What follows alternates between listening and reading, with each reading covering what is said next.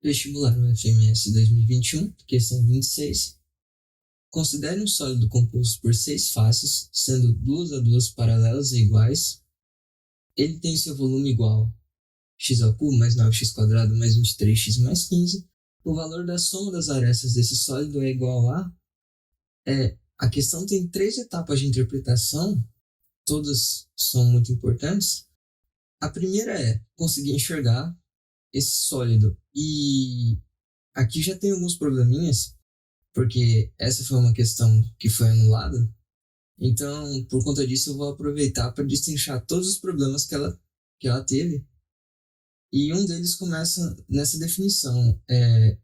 Ele diz que um sólido, não diz qual o formato das faces, a gente poderia tomar paralelogramos. Então, a questão queria que o princípio da simplicidade, que o aluno fizesse a suposição de que é um paralelepípedo reto-retângulo. O que isso significa? Que as arestas A, B e C, como eu já fiz um desenho representando, uma delas, no caso a aresta C, corresponderia à altura dele.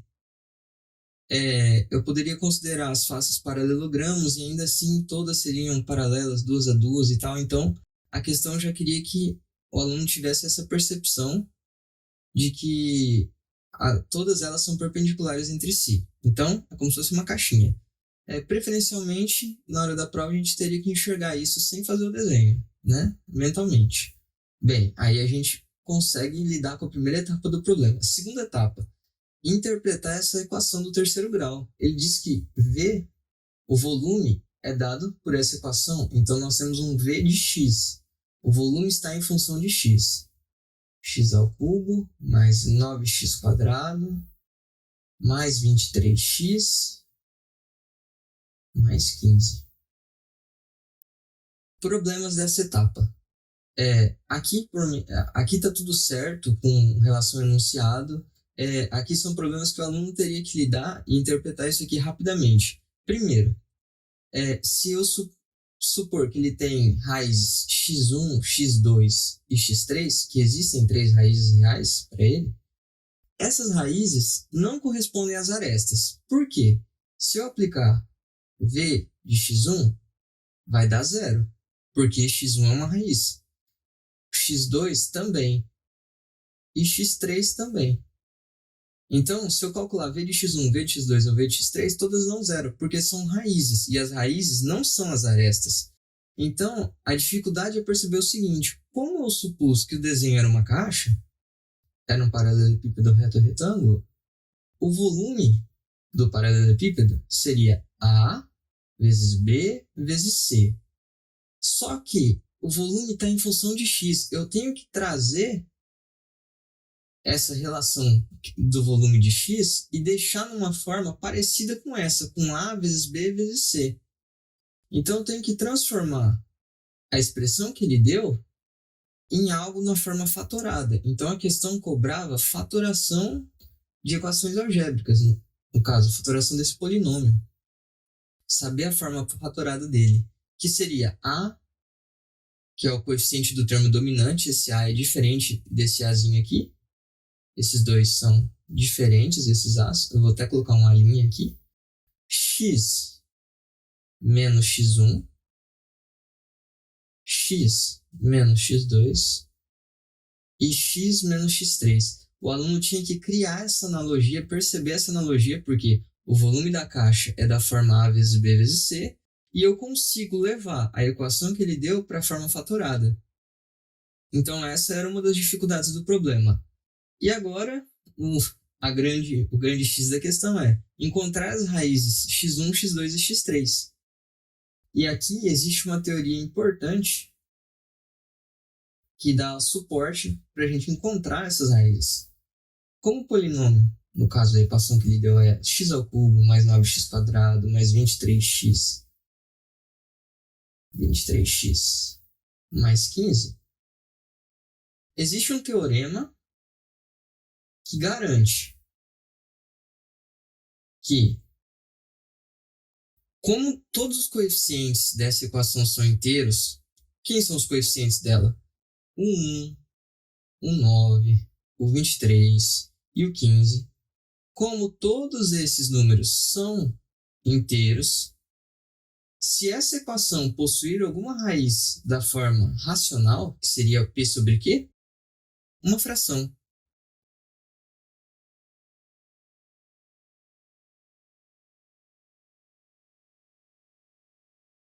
Eu posso calcular essas raízes da seguinte forma. O P ele é dado pelos divisores. Já vou fazer a forma aplicada, não vou fazer a forma genérica do teorema. O que eu tenho que fazer? Eu olho para os divisores de 15 e o P vai ser dado pelos divisores de 15, enquanto que o Q eu olho para o coeficiente do termo dominante, que nesse caso é 1, que está multiplicando x ao cubo. São os divisores de 1. Então, quem são os divisores de 15? Divisores de 15 seriam mais ou menos 1, mais ou menos 3, mais ou menos 5 e mais ou menos 15. Os divisores de 1, apenas o mais ou menos 1. E o que esse teorema tem um resultado muito forte e ele permite a gente dizer o seguinte, que se essa equação ela possuir raízes racionais, as raízes racionais elas saem dessas divisões entre os divisores. No caso seria o seguinte, quais são as possíveis raízes? Seria o mais ou menos 1 dividido por mais ou menos 1, que dá mais ou menos 1.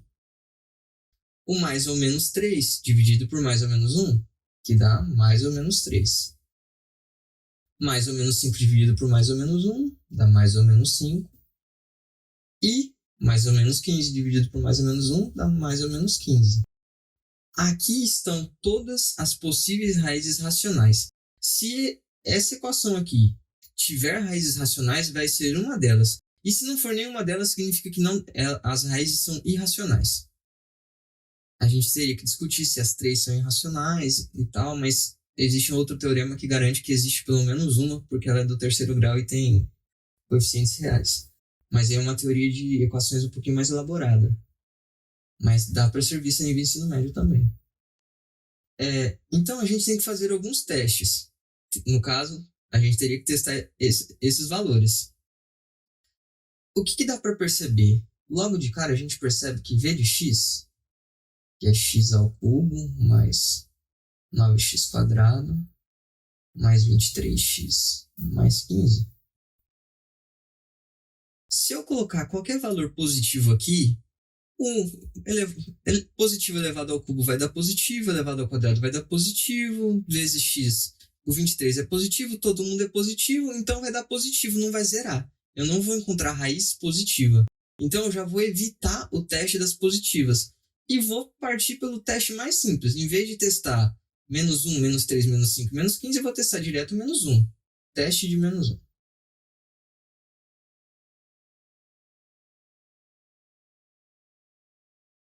Qual que é o nosso objetivo? Se a gente substituir aqui v e calcular v de menos 1 e der 0, o menos 1 é raiz. Então, menos 1 ao cubo, mais 9 vezes menos 1 ao quadrado, mais 23 vezes menos 1, mais 15. V de menos 1.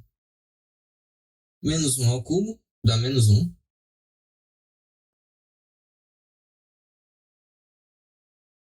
9 vezes menos 1 ao quadrado é mais 9. 23 vezes menos 1 menos 23, mais 15. 15 junta com 9, 24. Menos 1 com menos 23, menos 24. Opa, deu 0. Então a gente descobriu que menos 1 é raiz. E aqui vem um outro passo, né, que seria o quê?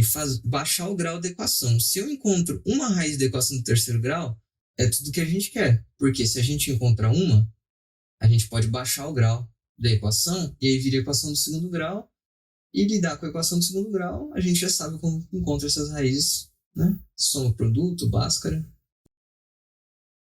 Então, para fazer essa divisão pelo algoritmo de Brillouin-Ruffini, poderia usar o método das chaves também. Eu estou dividindo pelo polinômio. Aqui a gente só coloca os coeficientes. 1, 9, 23 e 15. baixo 1. 1 vezes menos 1, menos 1. Mais 9 dá 8.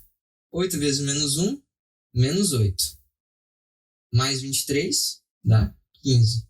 15 vezes menos 1, menos 15, mais 15 dá 0. Como tinha que ser. Porque o menos 1 é raiz. Então, ó, o que eu fiz? Eu peguei e dividi pela raiz menos 1. E o que está acontecendo é o seguinte, é x menos menos 1, porque a raiz é menos 1. E o que sobra é o polinômio x² mais 8x mais 15. Estou pegando os coeficientes que sobraram aqui. Ó. O primeiro coeficiente é do termo elevado ao quadrado, o segundo do termo que está dependendo de x, e o terceiro é o termo independente. X menos menos 1, isso aqui dá x mais 1, que multiplica x² mais 8x mais 15. A equação do segundo grau, a gente pode, nesse caso, usar soma e produto. A soma dela é menos 8, o produto dá 15. Quais seriam as raízes? Bem, dá para a gente perceber que menos 5 vezes menos 3 dá 15, dá positivo, e a soma dá menos 8. Então, as raízes são x1 igual a menos 1, a gente já descobriu ela. x2 vale menos 5, x3 vale menos 3. Então, se a gente tivesse, conforme a gente já tinha previsto pelo teorema, né, as possíveis raízes seriam as negativas, menos 1, menos 3 e menos 5. Se eu tivesse feito os testes, eu já ia chegar, eu nem precisaria resolver a equação do segundo grau. Só que as raízes poderiam ser irracionais e estaria fora do teorema. Só que eu conseguiria encontrá-las fazendo esse método de baixar o grau pelo algoritmo de Birolfini. Então, tenho as 3 raízes. Agora a gente pode ir para a forma fatorada. E a forma fatorada prevê o seguinte, que o v de x era o A', o nosso A' é o coeficiente do termo dominante, que é 1. X menos x1. Menos x1 é menos menos 1, dá mais 1. X mais 1. Menos menos 5, x menos menos 5, por conta do x2, dá x mais 5. E x menos menos 3 dá x mais 3. Pronto. Agora eu consigo fazer aquela associação com A, B e C. Eu não sei quem é exatamente A, quem é o B, quem é o C. Eu vou fazer a suposição que é o seguinte. Esse é o A, esse é o B e esse é o C. O que a questão pede? Ela pede a soma das arestas. Então ela quer saber quanto vale A mais B mais C. E aqui gera o último problema dessa questão. Que é, será que ele queria simplesmente a soma das arestas? A mais B mais C, ou ele queria a soma de todas as arestas, e nesse caso eu teria que multiplicar o resultado por 4. Como não vai dar gabarito em nenhuma das duas situações, eu vou supor que era simplesmente a soma das arestas, A mais B mais C, desconsiderando que ele queria a repetição da aresta A, porque ela aparece 4 vezes, a aresta C aparece 4 vezes, a aresta B aparece 4 vezes também. Seria x mais 1, x mais 5, x mais 3. Isso dá 3x. 1 mais 5 mais 3 dá 9.